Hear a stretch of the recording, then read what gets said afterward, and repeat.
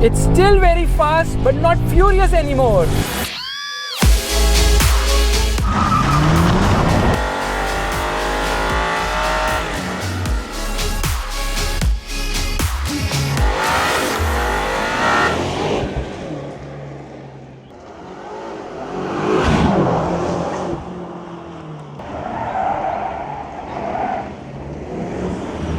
This is the 7th generation of the BMW M5 codenamed G90. This one is based on the G60 version of the 5 Series, and this is the most powerful 5 Series ever. Sorry, the most powerful M5 ever. It's the same thing actually. However, this is the least exciting M5 ever because of the added weight, 500 kgs heavier than its predecessor. This is the key of the vehicle, which obviously has the M colors. This is to lock the car, unlock the car, open the boot, and this is obviously I think for the hazards.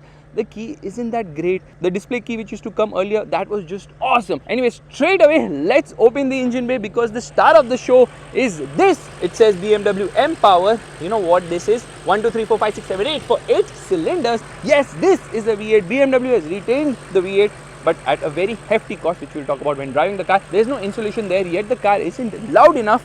Washer fluid goes in right there, and the engine is completely packed. There is absolutely no space only on the inside.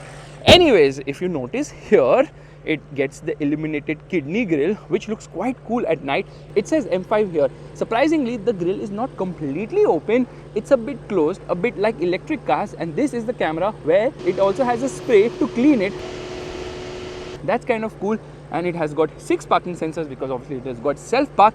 Notice the bumper. It has huge openings, like massive openings, and very aggressive. Now that is obviously to cool the brakes. There's an aero curtain here. So aerodynamics is obviously important for a car like this. Meanwhile, the lights are absolutely beautiful. Indicator is functioning at the moment. When you unlock the car at night, these lights have a pulsating effect, and the lights obviously look super duper cool because this is obviously BMW LED, which is written on the inside. You can't see at the moment, but these are the DRLs. It has this blue tinge on the inside. The design actually looks quite nice because the regular 5 Series doesn't look that great. And when you come to the side, you realize that the proportions are also better when compared to the regular 5 Series because this car is actually based on the short wheelbase version of the 5 Series. The length is almost 5.1 meters. Meanwhile, the wheelbase is almost 3 meters. So when compared to the regular 5 Series which is being sold in India, this car is actually 99 mm shorter in terms of wheelbase. Yeah, 3 meter wheelbase here and around 66 mm shorter in terms of length. Being short wheelbase is obviously very good for dynamic performance. Ground clearance is like really low. This car obviously has the M exterior carbon fiber package, which gives it these carbon fiber outside rear view mirror caps, along with a carbon fiber roof and a carbon fiber rear spoiler as well. This is where the charging happens because this is the charging port of the vehicle. Meanwhile, the front tire size happens to be 285/40/20. Alloy wheel design is nice. Red colored brake calipers with M written on it. However, these are not carbon ceramic discs because with carbon ceramic discs, you get golden colored brake calipers. You can opt for blue, you can opt for black or red for the regular brake calipers. Parking sensor here because obviously this car has got self-park. Coming to the rear, it's a staggered tire setup, 295/35/21. Massive tires at the rear. It says M5 right here. There is the shark fin antenna. Carbon fiber roof is super duper cool, and these door handles actually project a light from here at night, so you can exactly see where to put your hands. It also has this sort of a projection coming out from the outside rear view mirrors with a pulsating feeling to tell you that this is where you have parked your car. Sort of the M logo there. There's obviously a camera here. In fact, there are 2 cameras. One is for the dash cam and one is for the lane keep assist, and that is obviously the rain sensor. It also has a radar panel here. These are the radar panels because obviously this car has level 2 ADAS as well.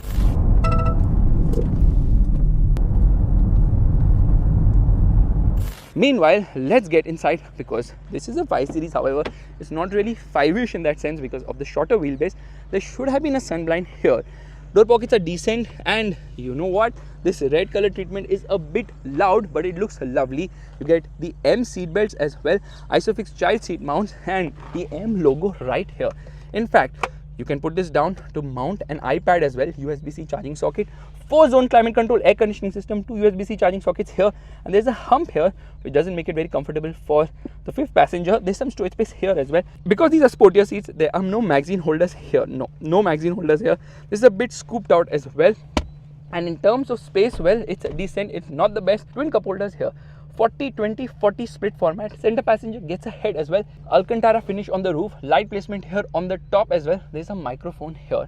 No height adjustable seat belt. There's a hook as well as a handle. Legroom and knee room is decent. Under thigh support is not the best, and headroom seems to be just about adequate for someone as tall as me. The dashboard has a lot of carbon fiber splashed almost everywhere, and you obviously get the tickling function here, which is very important.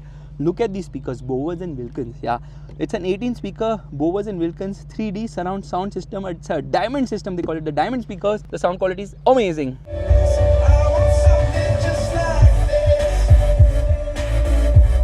But they are not really hard plastics because that is soft material here. I love the interior. I think it looks very cool, but it's a bit loud. If you're okay with that, then it works for you. Coming to the rear of the car, when you unlock the car, there is no light effect as such. The light just turns on. Yeah, it just turns on. And because it has got massive wheels, they have flared the wheel arches, but the bodies actually become wider here, and that's one of the reasons why at the bumper you have this reflector treatment. Again, 6 parking sensors at the rear, diffuser treatment as well, which looks quite cool. A subtle rear spoiler, which is a lip spoiler, says M5 here, the BMW logo right there, and the car doesn't look overdone at the rear. It's quite simple, plain basic, yet looks quite classy because of the way BMW has designed it. There's obviously a camera here with a spraying function as well. You get quad exhaust pipe, yes, 4 exhaust pipe, and this is the rear fog, which also converts into the reversing light when you get into reverse. No dynamic swipe indicators here. Let's quickly open the boot, which happens to be a power tailgate. I press a button and there it opens. Now it is decent sized. It is 466 liters, but because of the massive wheels on either side now, they have actually eaten into the space of the vehicle. It says M5 here, the M5. There's a tire inflator here. There's also a spectacle. I don't know whose it is, but yeah, there's a tire inflator here. You pull this, you can fold the seat down in order to increase the boot carrying capacity of the vehicle, and there's a hook here. Meanwhile, you would expect this car to have a spare wheel. It does not. Instead, there is the battery of the vehicle because the engine bay has absolutely no space at all. I press this button and there it shuts. It's very smooth the way it comes down, and fuel goes in right here. Now let's get inside because a lot of interesting bits there. Okay, that is the warning triangle on the outside rear view mirrors for the ADAS function of telling you if there's someone in your blind view. It says M5 here, but disappointingly, this does not illuminate at night. Door pockets are actually big enough at the front. You can press this button to open the tailgate, powered obviously. Buttons are very cheap, should have been metal here. And this is to unlock the car, lock the car, and memory seats. You can save up to 2 people settings. And there you notice the seat is moving and the under thighs can be adjusted as well, which is such a good thing. In fact, the steering wheel is also electric. So I press a button and you'll notice that the steering wheel also moves. So everything is paired to the electric thing of the car because it has an electric motor. Just kidding. Yeah. Now, why is the steering not going inside? I had actually saved that setting, but anyways, that function is not working at the moment. You get nice pedals here, few buttons here for the headlight control obviously, and I like the fact that the seats are easy to adjust, but to adjust the under thigh you have to go into that particular screen and do it only. So here, let's move this, and yeah, you have to do it electrically, which is good, but it's a bit slow. Electric things are obviously a little slow in terms of the way they operate. You get a new steering wheel. It's a flat bottom steering wheel, which obviously feels nice to hold, and you get this sort of a treatment with M badging here. Red colored M buttons, which are obviously programmable, so you can decide all the settings and you can stuff them in either of these shortcuts, which makes it easy. There's a boost button here. Paddles are nice in terms of quality. They are long, but the levers feel a bit cheap. This is obviously for the indicator. This is for the headlight, obviously automatic. And there's a heads-up display as well, which gives you plenty of information. The glove box isn't that big as such, but you get a massive manual here, which is like how many pages? 450 pages. There's a lot to read in the owner's manual of a BMW M5 because this car is extremely complex. You get this carbon fiber treatment on the dashboard, which looks nice. Auto dimming mirror here, and there's a camera here because this car is becoming a lot more gimmicky now. Meanwhile, I just press this button here to turn on the lights, the light control. You get a mirror here along with a light. Same is the case here as well. You get a mirror along with a light, and then you cannot extend this, which is disappointing. Microphone right there. Now there's some storage space below here, which has a 12-volt charging socket. Meanwhile, this is finished in piano black. Twin cup holders, 2 USB-C charging sockets, which are not very much visible to you because the way they have been positioned. There's a place to keep your phone. There's a wireless charging pad here as well. And to adjust the AC vents, you have to do it like this, which is not the easiest and not the best because you're not able to get the AC pointing in the direction you want it to. And this Alcantara finish is just super duper premium here. The seats are just amazing, okay? Look at them, they're super wide, and the bolstering is just mind-blowing, and you can adjust the side support and all that as well. However, you would think that this is a one-piece seat. No, the headrest can be adjusted. It can go up and down as well. This M5 written here now, this actually illuminates at night, which is amazing. In fact, there's a lot of drama. When you unlock the car, there's this nice graphic on the main screen, the instrument cluster, which obviously flashes the M logo, and here as well similar graphic comes, and the car spins, which is kind of cool. And when you lock the car, obviously the graphic is there as well. Actually, the ambient light of this car is just mind-blowing, because every time you turn on the car now, the ambient light goes from here and it moves all around, which is just mind-blowing. So I think it has got 15 colors for the ambient lighting. Let's come to the interior lighting and then ambience colors. So yeah, there are not many colors, just 15 colors for the ambient lighting. The best part is that every time you change the ambient lighting color now, there's this thick bar of ambient lighting which you can see, which is just mind-blowing. Absolutely amazing ambient lighting in this car. Let's come to the screen, which is a 14.9-inch curved screen. First and foremost, there are way too many widgets here, which makes it super confusing. Apple CarPlay and Android Auto, both of them are wireless. There's an M lap timer here, which lets you time yourself when you're on a racetrack. It's too heavy a car to actually be timed. There's air console games, because obviously the i5 has it, so why not? But you need to put your own eSIM or something of that sort. You have to set it up. That's kind of not the best thing to do. There's a drive recorder, which is like a dash cam, wherein you can record from multiple cameras of the vehicle and then save those recordings as well. So inbuilt dash cam, and all the 4 areas can be captured as well, which is kind of cool. And then you can get into charging and decide about the various charging aspects of this car. Now there's an interior camera here. There is the interior camera. Hi there. So this is a gimmick. You can take photos, you can do burst mode, you can do a lot of stuff. You can take a photo when you smile, it will automatically take a photo there. So you have the digital key, then you have inbuilt navigation, which by the way is amazing in terms of quality. In fact, I'm going to search something here, just random petrol station, and once I do that, I am going to click on this, and let's start the route guide. The directional info on the display. When leaving, please turn left and then immediately turn left. So that is amazing, obviously, and the best part is it gives you an AR navigation view here, which we will obviously enable when we're driving the car. The kind of quality and all BMW has achieved is just amazing. 4-zone climate control, air conditioning system, seat heating, seat ventilation, but there should be buttons for it because it's so cumbersome to get into this menu to operate it. In fact, I want to turn on the air conditioning, I have to get into this menu and then turn it on. It's not the easiest to use because physical buttons have been removed, which is very disappointing. Yeah, I expected better. Then you can get into weather. It has even inbuilt YouTube. If you want to watch a movie or any video, you can do that as well. And to adjust the seat, you have to get into this menu if you want to adjust the under thigh support. So yeah, this can get a bit cumbersome to operate, but there are a lot of stuff. I mean, there is just overloaded with a ton of information here. Amazing maps, amazing navigation, and then you can change the widgets here as per your convenience. So there's this drivetrain information which will tell you various aspects about the engine. There's a tire pressure monitor, there's personal assistant, but they have removed the gesture controls from this car because it simply did not work for them. Here you can get and change all the aspects of the various modes of the car. Yeah, there are so many things which can be configured. You can configure the M1 and M2 modes as well. It is an information overload. It's just way too much. Then in driver assistance, you can decide various things. Then obviously it has got ADAS, so you can decide how you want the ADAS warnings to work. Oh my god, this is a screen which has way too many widgets. It's very confusing and it can get a bit irritating as well because there are no touch controls. Okay, there are some touch controls here. There are buttons here for navigation, telephone and media.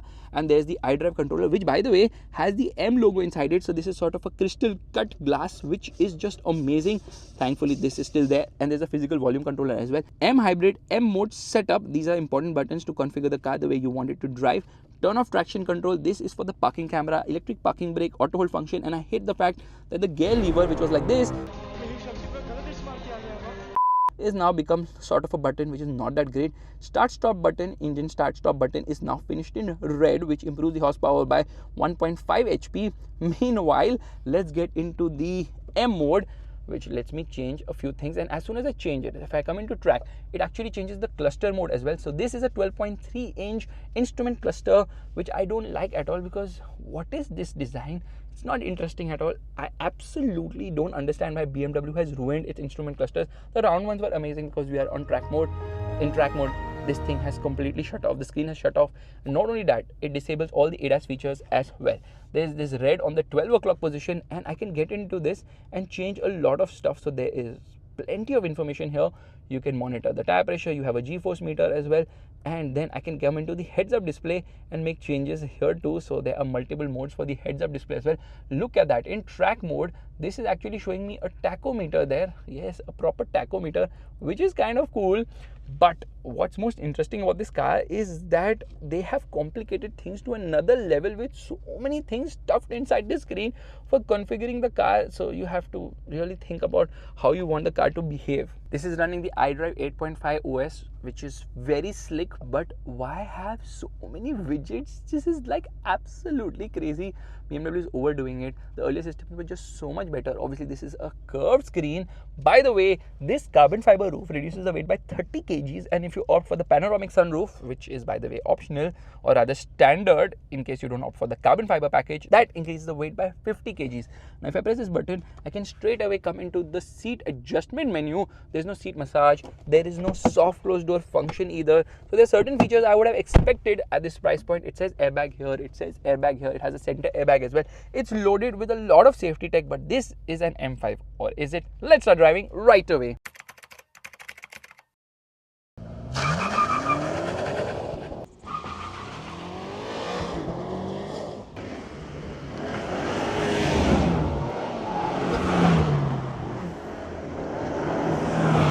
Alright, it's time to start driving, which means first and foremost, let's turn off the air conditioning. I hate the fact I have to keep getting into the settings and the whole screen thing. By the way, it has obviously got 360-degree parking camera wherein I can change the view. And the best part is now, in case you're hitting an obstacle, it auto detects and automatically changes the camera. There is the panoramic view, and obviously there is a 3D view as well, which is super duper cool because the quality of the camera is just amazing. Look at it. Meanwhile, there is the camera cleaning function, and you can clean both the front and rear cameras from here by simply pressing a button, which also dirties the bumper of the vehicle.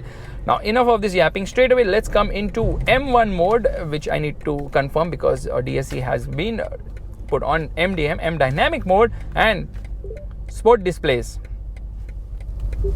Unfortunately, this function cannot be operated by voice command whilst the parking view is open. Oh my god, she doesn't listen to me. Let's try again. Sport displays.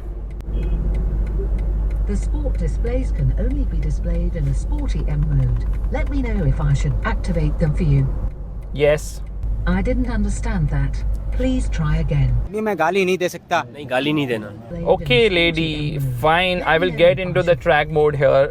Does that make you happy? Yes, all these things change, and then I don't know why this is shutting off, so we'll just turn it on. And sport displays. I didn't. There it is, finally. How much time she takes to listen to me. Anyways, into first gear, left foot on the brake, right foot on the accelerator, hazard lights off, revving the motor, launch control, and off we go. OMG, it actually flashed launch right there on the heads-up display, which is quite crazy. 0 to 100 km per hour in 3.53 seconds as per BMW's claim.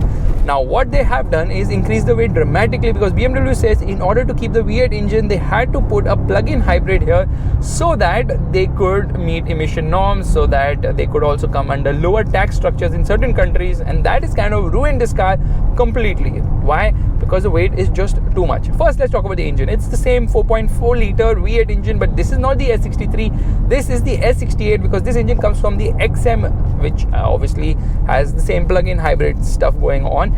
This is actually producing 21 horsepower less when compared to the XM Red Label.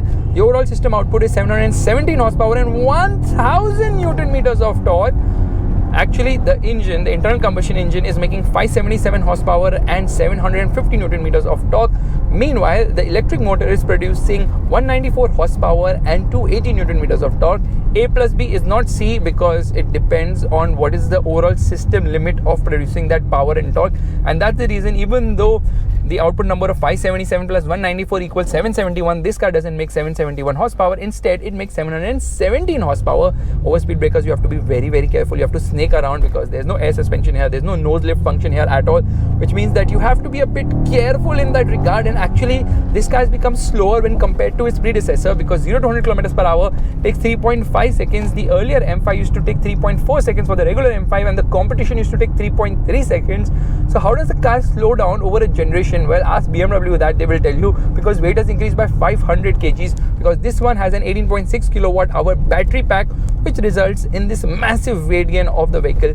this weighs around 2500 kgs. The earlier car, rather 2435 kgs, somewhere around that. The earlier car weighed around 1865 kgs, so that's a big increase in terms of the weight of the vehicle, which has obviously taken a toll on the handling of the car. So 18.6 kilowatt hour battery pack, which gives it an electric only range of 69 kilometers and an electric only top speed of 140 kilometers per hour. This car has a top speed of 250 kilometers per hour, but with the M drivers package, this car will reach 305 kilometers per hour. So yes, it's still very, very, very fast, but unfortunately it's not furious anymore because it doesn't have the same levels of cracks and pops and that crazy exhaust of the older M5.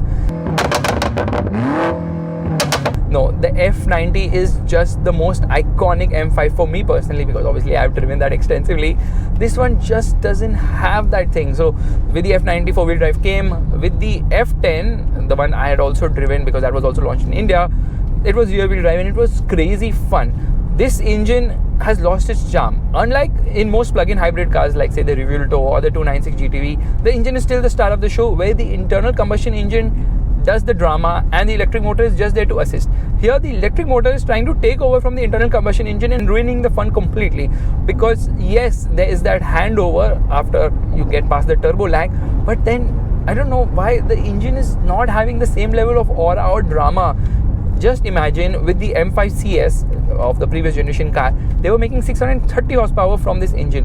Why are they making like 53 horsepower less in this particular car? I don't know. They just want to push in the electric mandate here, which was not needed at all, because this car is all about the driving feel and the engine. The M5 is all about the engine's madness, and the engine's madness is no longer mad enough here, which is very sad indeed, because it's all about efficiency. They're just focusing on how to reduce CO2 emissions and how to make this car more efficient, which they have managed to do, because you can drive on electric only mode for a decent amount of time, and then it has an electric only top speed of 140 kilometers per hour, which is more than enough for almost every country in the world except Germany, where this car is actually made.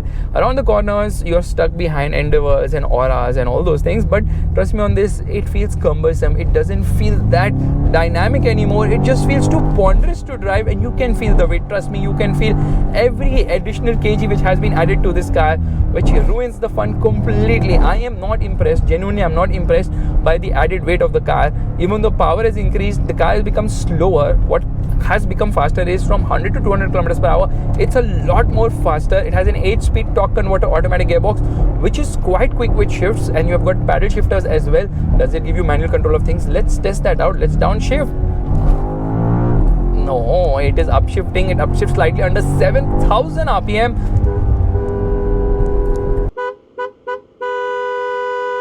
The horn is okay. Let's do the wiper test. Okay, the wiper spray is good. It actually comes out from the nozzle itself. It lunges ahead when you go into the throttle, because there's always power on tap thanks to the electric motor, so it never is like sleeping. There's no lag as such. It's a nice linear pull. It doesn't have the severe kickback or the kick in the pants feel or pushing you back into the seat feeling, which was there with the older M5. So yeah, things have become a bit mellow here, and that is really very disappointing, because the M5 is all about drama. The M5 is all about madness. The M5 is all about going bonkers, which you can't do here, which is the sad part. And yeah, there you can see it goes a bit sideways because power delivery is more rear biased. It has the M Sport differential, it has got M adaptive dampers as well, and it is very, very, very stiff. In fact, even on the comfort most setting now, you can feel every expansion joint off the road. That is the kind of, how do I put it, stiffness this car is having. Let's quickly reset this and let's get out of this menu. So we come into the my mode thing, and I'm just going to come into the sport one because I kind of like that. Actually, we will come into the road mode. It doesn't matter because obviously the car is set up to being absolutely crazy here in terms of performance. Left foot on the brake, right foot on the accelerator, revving the motor, launch control, and off we go. Massive launch control. written here on the cluster. 0 to 100 kilometers per hour in 3.44 seconds. Not bad at all. So yes, it has the performance, but it's slower than before because the weight is actually more than even the X5, which is an SUV. It's more than the i5, which is an electric car with a massive battery. And this car has a more rear biased power delivery. It has got rear wheel steering, which actually makes it much easier to maneuver this car around tight turns. And because it has got a rear wheel drive mode only, you can also go drifting. I love the way this thing is. The camera which shows you where you need to turn, the navigation with the AR view is just mind blowing. Yeah, that's absolutely phenomenal. Look at it, it's so good, amazing. Okay, the brakes are not the best because the feel is not there. In fact, the steering also lacks feel, which is kind of surprising. Okay, it weighs up, it is direct, but it simply doesn't have the same level of feel. Feels very gamified, this car, and that is very disappointing because you would expect better from a BMW M5, a car which is dialed up to 11, a car which is all about the driving feel, a car which is all about muscle sedan. That's the thing where it really disappoints you. Just doesn't offer you the kind of feel you would expect. In fact, there are so many things to configure in this car which will absolutely confuse you. So when you come to the setup, you can change the gear shifts, the speed of the shifts. And the funny part here is that earlier on the gear lever you had this button to do it. Now you can't. You have to go in the touchscreen because now they have removed the button on the gear selector. Earlier you could just select on the gear selector. Now you have to go into the screen. So for the gear shifts, there's Comfort, Sport and Sport Plus. Then for the chassis, there's Comfort, Sport and Sport Plus. For the steering, there's Comfort and Sport. For the brakes also, there's Comfort and Sport. In fact, for the X-Drive system, the four-wheel drive system of this car, you can either be in four-wheel drive, or you can be in four-wheel drive Sport, which is the M dynamic mode, or you can be in two-wheel drive, which is rear-wheel drive mode only. And then you have the M sound, which is the fake sound, which is piped in through inside, which you can turn on and off. The problem here is that the iconic sounds which BMW likes to call are not iconic in any possible way because they feel and sound extremely fake, and I'm not impressed. But I'm impressed by the cluster's navigation menu, which is super duper cool. Yeah, so there's so many things you need to configure here. Now in M1, I've obviously configured everything to go absolutely bananas here. Meanwhile, I'll come into M2 right now. In M2, I've configured everything to be absolutely sedate and mellowed down. So right now we are in E-Control mode. So the M Hybrid has 5 modes. Yeah, there are 5 modes for the M Hybrid system. So you can either be in E-Control, which is basically electric mode. It will keep a balance of charging up the battery very quickly, making sure that the battery is juiced up by keeping the revs high of the internal combustion engine. There's no DC charging, there's only AC charging up to 7.4 kilowatt. The reason why there's no DC charging is that would have added weight even further, because with DC charging you have to have an inverter and all those things. So with E-Control, it will give preference to charge the battery. That's the reason you see the revs are quite high right now at 4000 RPM, wherein the car should easily be in a higher gear. It is preferring to be in a lower gear to charge the battery. Then there is the electric mode, which is an electric only mode, wherein the car relies only on the electric motor of the vehicle. Meanwhile, hybrid is prioritizing both performance and economy, keeping a middle ground. Then in dynamic, obviously it's more about performance, and dynamic plus is totally about performance. So that is a lot of stuff to change here, which is a bit disappointing and cumbersome as well. I get into M1 mode, it tells me on the heads-up display, do I confirm? Because once I get into M1 mode now, immediately I have gone into M dynamic mode, which obviously lets me field spin a bit when I'm launching the car for a more aggressive getaway. And because of this, obviously you are end up going to make some tire screeching sounds. In fact, when you try to turn aggressively, there's a sort of an understeer. It doesn't oversteer that easily unless and until you go into two-wheel drive mode. So power is being channeled to the front wheels. Then there's the M differential, which ensures that there's optimum traction at all given times. The car remains glued to the road, but it's very stiff. Low profile tires, extremely stiff suspension. Even with adaptive dampers, you can hear a lot of the road noise. A lot means a lot of the road noise can be felt, can be heard, which actually brings me to the fact that I want to change the cluster mode here. So I just came into the my mode and come into the sport one, and there it changes. It's a bit gimmicky here. Like, what is this kind of a cluster mode? Yeah, the pull is there, but the thing is that this is not a track car because of the added weight, and on the road you can't really drive it fast either, because let's be honest, the kind of speeds this car can do is not the kind of speeds you can do on such roads, because obviously public roads you can't drive very fast. So that brings me to the question, should you buy a BMW M5? Absolutely not. Rupees 2.36 crores for this car which doesn't have the M DNA either, I would suggest you saving almost a crore or more by opting for the i5, the i5 M60, because this kind of feels like an i5. This feels like an M5 which is electrified beyond what we could ever imagine as M fans or BMW fans, which means that if you're really looking for an M5, you're better off with the i5 M60, or BMW should rename this car as the iM5, because with the electric motor and the added weight, that soul of the M5 has just vanished, gone, khatam, khalas, finish, over. I am so disappointed today. In fact, this car's registration cost is rupees 27 lakhs and 8 lakhs you pay for the first year insurance of this car. Meanwhile, the price is increased by rupees 50 lakhs when compared to the F90 M5, which is a dramatic increase in price considering the weight is obviously increased so much. They could have gone for lighter materials, they could have gone for a smaller battery pack and extracted more from the internal combustion engine. But if you see the price of rupees 2.36 crores to be very high, realize one thing, that the C53 AMG costs just rupees 5 lakhs less, and in that regard this car makes a lot more sense in terms of what it has to offer, at least double the cylinders. However, pay rupees 12 lakhs less and get the BMW M4 CS. That is the last of its kind. That is just mind-blowingly amazing.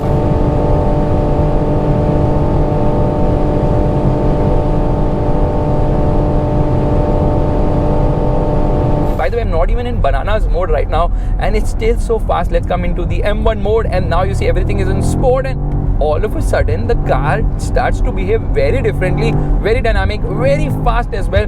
But I'm genuinely disappointed by the new M5. It just doesn't have the M5 feel to it. It doesn't feel like an M5. It just feels like a faster 5 series, which essentially the M5 is. But that character of an M5 absolutely disappeared overnight. What has BMW done? I think they should have just done what Mercedes has done. Mercedes decided to kill the E53 AMG rather than downsizing it and making it a plug-in hybrid, because they already learned the lesson with the C63 AMG. So you rather die a hero or live long enough to become the villain. The M5 has become that villain by not dying at the time, and on that disappointment, it's time to do the brake test right now, because that's something we should have done long back. And again, the brakes are also not that great, and that's another disappointing part of the car. And here we should apply brakes at 100 kilometers per hour.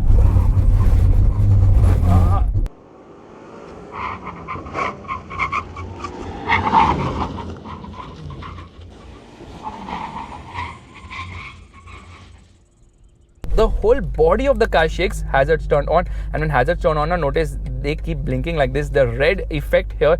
Let's come into park and let me rev it in neutral. It revs all the way till 6,500 RPM. There is no soft limiter here, which is so freaking cool.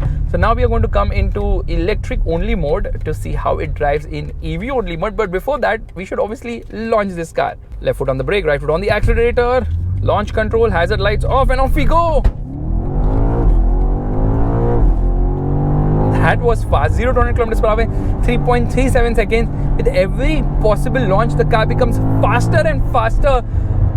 But unfortunately, it just doesn't feel loud enough. It's not that dynamic. You can feel the weight. It's spontaneous around the corners. The steering lacks feel. The brakes lack feel. The overall car lacks feel. It's just a very fast car. It's not a feelsome car like an M car should be, like the M5 should be, and that is very disappointing, because from 1984, BMW has really changed the game of sports sedans with the first generation of the M5, which came like 1984. That's like 40 years back, and now we are getting a car which doesn't feel M5 in any way. So I'm extremely disappointed. This is the first time it has happened that the power to weight ratio of an M5 has not increased with the new generation, and a new M5 has actually become slower when compared to the older one. And on that disappointment, it's time to end. Bad roads, this car hates it, absolutely hates bad roads, and I have nothing more to say. Just whatever car you can buy today, just buy it. Cars getting worse day by day. They're getting more tech loaded, they're adding weight, they're adding batteries, they are just not having the feel and the originality of driving fun, and I feel sad, honestly. It's just a very bad day for me to realize that the M5 is no more the M5 I loved and dreamed about. Look at this. I know I'm disappointed, but the gadgets are something which makes me believe that there are people who are going to still end up buying this car. And guess what? We are on electric only mode. We have got a 17-kilometer range because I've not plugged in the car to charge. It doesn't make sense to plug and charge when the internal combustion engine can do it. Obviously, it's going to cost a lot more. But hey, I'm not complaining. And now, just enjoy the silence, the peace, why is it not coming on electric only mode? Because I think the range is very less right now. I actually need to plug it in, then only I'll be able to get 69 kilometers of range. What are you guys thinking anyways? So I have to be in M2 mode. Actually now it's in electric, and that also makes sure that the tachometer vanishes and it shows me e-power percentage here, and now the engine is shut off, just smoothly moving along in silence. Now it feels like an i5. If I want an i5, I'll pay way less money. Why would I buy an M5 and drive it like an i5? It makes absolutely no sense. Yes, let my neighbors feel upset and angry and pissed and frustrated with cold starts every morning. It's not even as loud on a cold start as the previous generation of the M5 was, because they have to now follow these sound norms, and I don't know who are these people who are deciding that cars don't need to be fun, they just need to be means of transportation. If that is the case, just get a bus. Why drive a car in the first place? Cars need to be exciting, cars need to be loud. More than being fast, they need to be loud. I know you want to save the environment, but an M5 alone is not going to save the environment, right? It is not. So rather than just pretending that a more eco-friendly M5 is going to do wonders to the world, just accept the fact that an M5 needs to be mental. An M5 does not need an electric motor. An M5 doesn't need any electric modes. An M5 just needs an extremely loud exhaust which cracks and pops and rumbles and bumbles and whatnot. But now look at me, I'm driving in electric mode at 80 kilometers per hour and questioning my life choices, and that's the reason I decide that M1 is the button I need to press, because once I do that, I feel very, very, very empowered. And it will hold on to a gear, it will not upshift unless and until I decide to do so. For that, obviously I have to get into manual mode of the gearbox from inside this very cumbersome touchscreen. So guys, this is my video of the BMW M5. The older ones are still the best ones. This one just doesn't have it in it. It's just too heavy and just too gimmicky and just not having the feel what an M5 should offer. And I'm really, really, really upset on that. Bye. I know most of you are like wondering what is the fuel efficiency of this car. Well, kitna deti hai? 3 kilometers per liter.